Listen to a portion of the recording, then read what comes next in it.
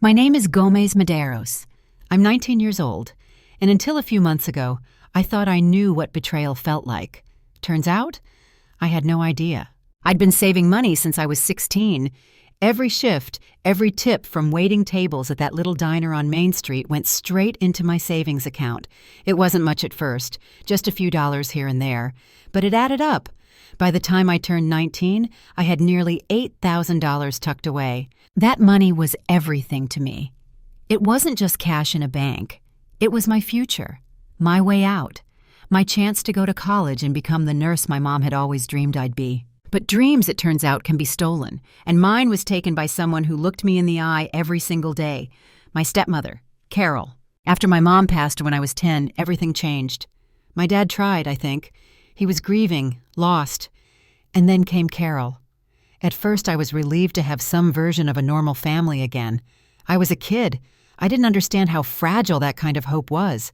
But Carol, she made it clear early on that her world revolved around two things: herself and her precious son, Luke. Luke wasn't bad exactly. He just didn't see me. Or maybe he didn't want to. He never included me in anything. Family vacations? He picked the destinations. Meals? He got the last slice. Birthdays? Always about him. I was a background character in a house I used to feel safe in. Still, I kept my head down. I worked hard. I saved. And then Carol came to me one afternoon, her voice sugar-sweet. She had this way of making things sound like they were for your own good while wrapping her fingers around your throat. "You're so responsible with money," she said, stirring her tea. "Have you ever thought about investing it? Let it grow instead of just sitting there?" I hesitated, but then she said, "I can help. I know a thing or two about financial planning. I could set something up for you." And like a fool, I believed her. I handed her my savings, all of it, every single dollar I'd worked for. Weeks went by, then months. Nothing seemed off until one day I overheard Carol on the phone. She was talking about Luke's wedding, extravagant venue, flower arrangements that probably cost more than my entire tuition. And that's when it hit me. My money wasn't invested. It was spent. The confrontation was ugly. "You spent my college savings on Luke's wedding?" I asked, my voice rising. Carol didn't flinch. "I helped with the cost. It's family money." I laughed bitterly. That was my money. I worked 2 years waiting tables for that.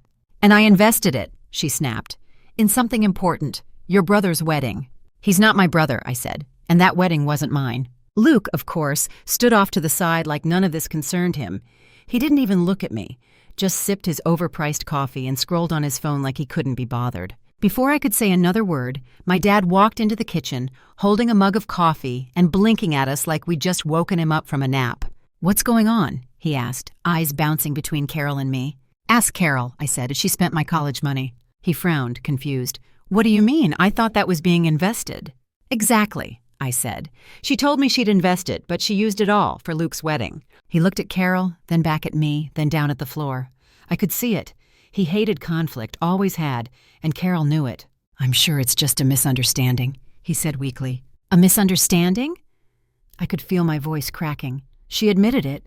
Carol brushed past both of us, cool as ever, like none of it mattered, like I didn't matter. "And my father?" He sighed, mumbled something about needing to get to work, and disappeared upstairs. Just like that, I was alone in the kitchen with a heart full of rage and the bitter taste of betrayal burning my throat. That night I didn't sleep. I stared at the ceiling for hours, anger twisting in my gut until it turned into something sharper. Resolve. She had taken my money. My dad wasn't going to do anything about it. Luke didn't care. But me? I wasn't going to let her get away with it. The next morning, I walked down to the library and found a flyer for a local attorney. His name was Mr. Peterson. I called the number. "I need to know if there's anything I can do," I told him. "My stepmother took my savings. I worked for it. Can I get it back?" He listened patiently, then said, "Possibly. If you can prove the money was yours and that she used it without your consent, we may have a case. But it won't be easy. Are you prepared to go to court?" I paused. Taking her to court felt intense, but what choice did I have? "Yes," I said, "I'm prepared." When I told my father about the lawsuit, he was horrified. "Gomes, are you serious?" he said, pacing in the living room. "This is just going to cause more tension." "She already caused tension," I shot back. "She stole from me, Dad. This isn't about family, it's about what's right." He looked at me like I was a stranger. "Just think about what you're doing." I already had. Carol walked in, smirking. So what's the plan, sweetheart? Gonna drag us through court over a few $1,000s? It's not just money, I said, my voice steady. It's my future, and you don't get to take that from me. Her smirk widened. Do what you want. You won't win. That was the moment I knew there was no turning back. With Mr. Peterson's help, I filed the lawsuit and began gathering every piece of evidence I could.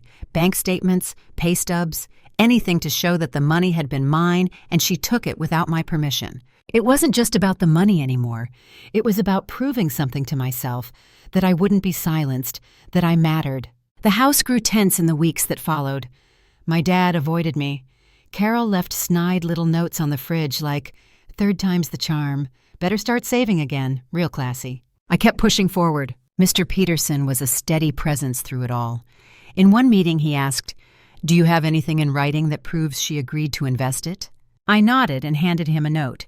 It was scribbled on a piece of paper, just a few lines. Me asking her to help invest the money responsibly. She had signed it. "It's informal," he said, "but it helps." Then he leaned forward. "We'll also subpoena her financial records. If she spent the money on the wedding, it'll show up." That gave me hope. Still, as the court date drew closer, the doubt crept in. "What if I lose?" I asked Lily one night over coffee. "You won't," she said. "And even if you do, you stood up for yourself. That's worth everything." I held onto her words like armor. But nothing could prepare me for what we found next. 2 weeks before the trial, Mr. Peterson called me in for a meeting. His voice was calm, but I could tell something had shifted. "We've uncovered some inconsistencies in Carol's financial records," he said, tapping a thick folder on his desk. "This may change the entire scope of the case." I leaned forward. "What kind of inconsistencies?" He opened the file and pointed to a page filled with highlighted transactions. Large withdrawals, not just the $8,000 you gave her, but multiple payments from the joint account she shares with your father. I blinked. "Wait, joint account? She used his money too?" "Yes. And we've tracked some of the spending to luxury items, personal travel, spa packages, and designer purchases. None of it matches the description of family investments she's claimed." My stomach twisted. "So she's been taking from both of us?" Mr. Peterson nodded. "It's a clear pattern of financial mismanagement, and if your father didn't authorize these expenses, it's possible she's been funneling money behind his back for years." I sat back in my chair, stunned. I'd always known Carol was selfish, manipulative, but this was something else entirely. "Do we bring this into court?" I asked. "Won't that destroy my dad?" Peterson sighed. "It's a personal choice, but understand, this strengthens your case significantly, and it may be the only way to protect you and your father from further financial harm." That night I couldn't sleep. I sat on the edge of my bed, staring at the wall, the folder clutched in my lap. Every page felt like a gut punch. Vacations we never took, purses I never saw, charges for expensive restaurants I was never invited to. She was living another life, one we were both paying for. I thought about my father, the way he shuffled around the house these days, quiet and unsure. He wasn't innocent. He'd chosen silence again and again, but I couldn't deny the truth anymore. He'd been manipulated, too. I called Lily. "I don't know if I can do this to him," I whispered, wiping tears off my cheek. Lily was quiet for a moment. Then she said gently, "He deserves to know the truth, Gomes. You're not doing this to him. You're doing it for him. He's been stuck under her thumb for so long, he doesn't even know what real is anymore." I nodded, even though she couldn't see me. The next morning, I placed the folder on the kitchen table in front of my father. He looked up from his coffee, confused. "What's this?" he asked. "Just read it," I said. He opened the file, flipping slowly through the pages. The deeper he went, the paler he got. His hand began to tremble. "She told me she was helping with Luke's wedding," he mumbled. "She was also helping herself to your money," I said softly. "And mine." He sat back in his chair, speechless, the weight of reality finally crushing through the wall of excuses he'd built over the years. "I didn't know," he whispered. "I believe that," I replied. "But not knowing doesn't mean we weren't hurt." He nodded, eyes distant. "You're going through with the case?" "Yes." He didn't protest. That was all the answer I needed. When the court date finally arrived, I dressed in my simplest outfit. No makeup. Just clean lines, neat hair, and steady hands. I wanted them to see me, not as a bitter stepdaughter or a rebellious teen, but as a young woman who had been wronged and had come to demand justice. Carol sat across the courtroom in a beige pantsuit, her arms folded tightly. Her lawyer whispered something to her, and she gave him a thin smile. My father sat next to her quiet. He didn't look at her once. Mr. Peterson laid out everything: my bank statements, the letter I wrote Carol asking her to invest my money, and the full accounting of her personal expenses. He spoke clearly and confidently. Ms. Medeiros entrusted her savings to the defendant with the understanding that it would be invested responsibly. Instead, the funds were redirected toward personal expenditures, most notably her son's wedding and unrelated luxury purchases. Carol's lawyer tried to make it sound like I had given her the money freely, no strings attached, that she had simply reallocated family resources. But then came the big reveal. Mr. Peterson handed over the folder. The courtroom fell silent. "This document," he said, "shows that Mrs. Williams not only misused Gomes Medeiros' savings, but has also been drawing substantial funds from her husband's accounts for personal indulgences without consent. This is not a one-time lapse in judgment. It is a pattern." I glanced at my father. His face was stone, but I saw the way his hands curled into fists in his lap. Carol sat straighter in her chair, her mouth tight. The judge leaned forward. "Mrs. Williams, do you wish to respond?" Carol stood, adjusting her blazer like she was stepping onto a stage. "Your Honor," she began, her tone rehearsed, "this has been blown completely out of proportion. My son's wedding was a once-in-a-lifetime event. I used the funds with the belief that it benefited the family. Gomes was always going to be supported in other ways. And as for the other expenditures, well, marriage comes with financial compromise." The judge's face did not change. "You spent $8,000 of Ms. Medeiros' money without her written consent," the judge said. "That alone is problematic, but the additional financial trail provided paints a picture of consistent, unauthorized spending from shared accounts. Do you consider that compromise too?" Carol faltered. I didn't think—" "Exactly," the judge cut in.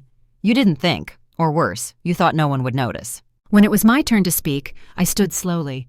My legs were shaking, but I looked the judge in the eye. "I worked for that money," I said. "Every dollar came from nights waiting tables, balancing school and work, skipping weekends and birthdays. I trusted Carol, I trusted my family, and instead I was dismissed, ignored, and robbed." I took a breath, then added, "This isn't about revenge. This is about being seen, being respected, about making sure no one else gets to decide my worth." As I sat down, I could feel the weight of the courtroom shift. There was power in speaking your truth, even if your voice trembled. The judge reviewed the evidence in silence, flipping through the files again. When she finally looked up, her expression was clear, firm. "Given the overwhelming documentation and the defendant's admission of reallocating funds without consent, I am ruling in favor of the plaintiff," she said.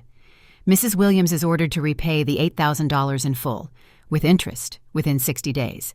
Furthermore, I am recommending an audit of her financial activity to determine if other unauthorized transactions occurred." Carol's jaw clenched. Her lawyer put a hand on her arm, likely to keep her from exploding. My father didn't move. He just sat there, staring down at the table. I exhaled for what felt like the first time in weeks. I had done it. The courtroom emptied slowly after the ruling, but I stayed seated a little longer, hands folded in my lap, heart still racing. Mr. Peterson stood beside me, hand gently resting on the back of my chair. "You did well, Gomes," he said, "and you were heard." Those last 3 words hit me harder than the verdict. Heard! For the first time in years, someone had listened. Not because they had to, but because they saw me. Not just a daughter, not just a teenager, not a nuisance, but a person. Carol stormed out of the courtroom without looking back, her heels clicking across the marble like gunfire. My father didn't follow her. He just sat in the gallery, shoulders slumped, eyes staring at nothing. When I finally stood to leave, I walked past him without a word, but I could feel him watching me. That night, back in my room, I stared at the ceiling again. But this time, not in anger or grief. I felt hollow, exhausted, not the victorious kind of tired, but the deep, aching kind that comes when your soul has been stretched too thin. Lily called. "So?" she asked. "I won," I said. "I know," she replied. "I was sitting outside the courtroom the whole time. I didn't want to distract you." I smiled through the phone. "You're sneaky." "I'm loyal," she said. "There's a difference." We stayed on the phone for hours, mostly in silence, just breathing together, sharing space. She understood what few people did, that even justice can feel heavy. The next morning, Carol was gone. I found out through a note she left on the kitchen counter. "Moving in with Luke for a while. Tell your father I'll call when I feel like it." That was it. No apology, no explanation, just her usual flair for melodrama and cowardice. I showed the note to my dad. He didn't say anything. just folded it in half and tucked it into his pocket like it was an overdue bill. The house was quieter after that, not peaceful, just quiet. A few days later, I found him in the garage, staring at an old toolbox like it held the answers to his shame. "You okay?" I asked. He nodded but didn't look at me. "I should have stopped her. I should have protected you." It was the first time he had said anything close to responsibility. "I needed you," I said, stepping closer, "and you weren't there." He winced. "I'm sorry," he whispered. It didn't fix everything. It didn't wipe away the years of silence, but it cracked the shell. "I can't keep living here," I told him. "Not right now." He nodded slowly, I figured. So I moved in with Lily. She and her older sister had an extra bedroom above their garage. It was small but warm. There was a creaky bed, a soft rug, and a window that overlooked the maple trees. It was perfect. For the first time in years, I felt like I could breathe without tiptoeing. The money Carol was ordered to repay came in smaller installments. She didn't have $8,000 lying around, at least not anymore. But the court was strict. She had 60 days to pay the full amount, and if she failed, further penalties would hit. The first payment arrived by check in the mail. It was for $2,000. No note, no explanation, just her name scribbled in rushed handwriting. I deposited it with shaky hands. $2,000, a fraction of what she owed me, but somehow heavier than all of it. It was a start. Mr. Peterson called to check in. "You have every right to press for faster payment," he said. "The court would support enforcement."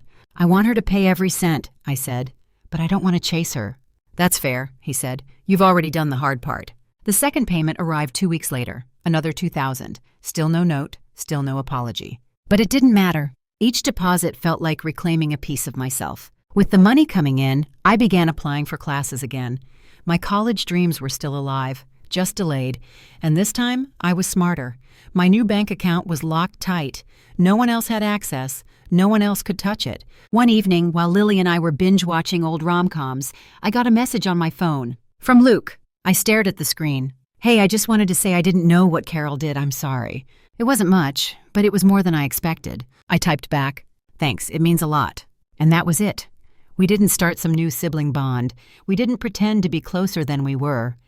But maybe we had taken a step out of the shadow she left behind. Weeks passed. I got my third payment. The total was up to $6,000. I was almost whole again. And then the unexpected happened. Carol came to see me. She showed up at the workshop Lily's sister ran on weekends. I was helping set up for a craft fair when I saw her through the glass door. She looked tired. Not just physically, but spiritually. The way people look when they've spent years climbing a ladder that leads nowhere. I walked outside, arms crossed. "What are you doing here?" I asked. She didn't smile, finishing what I started. I narrowed my eyes. She reached into her purse and pulled out a check. $2,000, the last payment. "Why now?" I asked. She shrugged. "Because I owe you, and because maybe, just maybe, I'm tired of running." I took the check, folded it, and slipped it into my pocket. "Don't expect forgiveness," I said. "I don't," she replied. "But maybe someday you'll understand I didn't know how to love someone that wasn't mine." "That's not an excuse," I said, "but it's honest." She nodded, turned, and walked away. I didn't watch her go. Instead, I went back inside and helped Lily arrange handmade candles and fabric totes. We laughed about silly customers and burned our fingers on hot glue guns. Life went on. That night, I deposited the last check, $8,000. Restored. Earned. Owned. I stood in line at the bursar's office with my heart in my throat and a check in my hand. $8,000. It didn't matter that I'd already been accepted or that I had my class schedule ready to go. Something about this moment felt bigger than college enrollment. It felt like justice, like freedom, like reclaiming a part of me I had almost lost. The woman behind the counter smiled as she took the check and tapped at her keyboard. "All set," she said, handing me a receipt. "Welcome to the fall semester." Just like that, I was officially a college student, on my own terms. I stepped out of the building into the crisp autumn air, the campus buzzing with new students and possibilities. It didn't matter that I was a year behind my original plan. It didn't matter that my road had been harder than most. I was here, and I had made it happen. Lily met me at the cafe on campus later that afternoon, carrying 2 hot chocolates and wearing her usual messy bun and paint-splattered hoodie. "To new beginnings," she said, raising her cup. I smiled. "To burning bridges and building new ones." We toasted quietly, sitting under a canopy of orange and gold leaves. "You know," Lily said, "a lot of people would have folded, given up, let her get away with it." "I know," I said, "but I couldn't. Not just for me, for every girl who's been told to stay quiet and let it go. Lily nodded. You were brave, Gomes. You didn't just fight, you won. I let that sink in. Winning hadn't come easy. It hadn't come cheap either. There were nights I cried myself to sleep, days I questioned everything. People I loved who disappointed me so deeply, I wasn't sure I could ever look them in the eye again. But I came out the other side, not untouched, but unbroken. A few weeks into the semester, I got a letter in the mail. Not an email, not a text, a real handwritten letter from my dad. I hesitated before opening it, unsure what I would find, but eventually curiosity won. Dear Gomes, I know I've failed you. There's no excuse I can offer that would make up for the years I didn't protect you. The times I stayed silent when I should have stood up. You were right to take her to court. You were right to demand what was yours. I've started going to counseling. Alone for now. But maybe someday we could go together. If you're willing. I miss you, and I'm proud of you. I just wish I'd said that sooner. Love, Dad. I read it 3 times. The ink was shaky in places. Maybe he cried while writing it. Maybe he just hesitated. Either way, it felt real. I didn't respond right away. I needed time. Some things can't be rushed, especially healing. But I tucked the letter into the back of my journal. I wasn't ready to close the door completely, just not ready to open it wide either. Carol never reached out again. After that final check, she vanished from our lives like a storm that had passed, leaving debris behind. I heard from Luke once or twice, just casual updates, but we weren't close, and that was okay. I wasn't interested in holding on to people out of obligation anymore. Now I hold on to what matters. Classes were tough, but I loved them. Anatomy, chemistry, clinical labs. Every lecture felt like a step closer to the life I'd dreamed about, the one my mom had dreamed about for me. One evening, as I studied in the library, I looked around at the students hunched over books and laptops and realized I belonged here. Not because someone else made room for me, but because I carved out a space with my own 2 hands. That weekend, I visited my mom's grave. It was the first time in a while. I brought fresh daisies, her favorite, sat beside the headstone, and let the wind carry my words. I did it, Mom, I whispered. I got the money back. I stood up for myself. I'm in school. I'm doing it. I rested my hand on the cool marble. I think you'd be proud. The breeze answered softly, rustling the trees. I smiled. There were still scars. I wouldn't pretend there weren't. Trust didn't come easily anymore. I kept my distance from people until I saw how they treated others. I had boundaries now. Firm ones.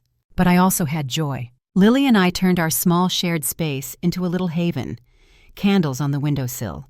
A shared success wall where we pinned small wins. Good grades, job interviews, even sticky notes that said, "You got out of bed today." I started journaling more, writing about everything. What I felt, what I feared, what I hoped for. Someday, maybe I'll turn it into a book. A story for girls like me. Girls who've been silenced, ignored, or brushed aside. Girls who think justice is too far to reach. One of my professors, a kind, silver-haired woman named Dr. Patel, pulled me aside after class one day. "You've got fire," she said. "Channel it. Use it. The world needs more women who know how to burn through the darkness." Her words stayed with me. And she was right, because every time I saw someone struggling, another student working 2 jobs, someone crying in the hallway, a girl in class who never spoke, I remembered what it felt like to be invisible. And I made sure to see them. Really see them. The world tries to convince us that silence is strength, that letting go is noble, that family loyalty should come before self-worth. But I learned the hard way that silence is sometimes surrender, and letting go is only noble when it's your choice, not something someone forces on you. I chose to fight, and I'd choose it again. Because the girl who handed over her savings, believing someone else would protect it, is not the same woman who walked into court and demanded it back. And she's definitely not the same woman who stands here today, stronger, smarter, and completely in control of her own story.